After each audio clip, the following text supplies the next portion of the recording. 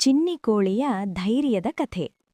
ಒಂದು ಸುಂದರ ಹಳ್ಳಿಯಲ್ಲಿ ಚಿನ್ನಿ ಎಂಬ ಚಿಕ್ಕ ಕೋಳಿಯಿತ್ತು. ಚಿನ್ನಿ ತುಂಬ ಕುತೂಹಲವೂ ಕನಸುಗಳು ತುಂಬಿದ ಕೋಳಿ. ಇತರ ಕೋಳಿಗಳು ದಿನವಿಡೀ ಅಕ್ಕಿ ಹುಡುಕುತ್ತಾ ಇರುತ್ತಿದ್ದರೆ ಚಿನ್ನಿಗೆ ಹೊಸದನ್ನು ಕಲಿಯಬೇಕು ಎಂಬ ಆಸೆ ಹೆಚ್ಚು. ಒಂದು ದಿನ ಚಿನ್ನಿ ಹಳ್ಳಿಯ ಅಂಚಿನ ದೊಡ್ಡ ಗುಡ್ಡವನ್ನು ನೋಡಿತು. ನಾನು ಆ ಗುಡ್ಡಡೆ ಮೇಲೆ ಏನಿದೆ ಅಂತ ನೋಡ್ಬೇಕು ಎಂದು ತೀರ್ಮಾನಿಸಿತು. ಗುಡ್ಡ ಏರುವಾಗ ಗಾಳಿ ಬೀಸಿತು, ಮಳೆಯೂ ಶುರುವಾಯಿತು. ಚಿನ್ನಿಗೆ ಸ್ವಲ್ಪ ಭಯವಾಯಿತಾದರೂ ಅದು ಹಿಂತಿರುಗಲಿಲ್ಲ.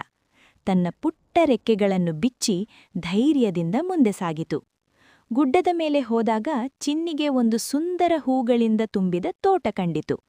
ಅಲ್ಲಿದ್ದ ಎಲ್ಲ ಪಕ್ಷಿಗಳು ಚಿನ್ನಿಯ ಧೈರ್ಯವನ್ನು ಮೆಚ್ಚಿದವು. ಚಿನ್ನಿ ಹಳ್ಳಿಗೆ ಹಿಂತಿರುಗಿ ಎಲ್ಲರಿಗೂ ಹೇಳಿತು, ಭಯವನ್ನೇ ಗೆದ್ದರೆ ಕನಸುಗಳು ನಿಜವಾಗುತ್ತವೆ.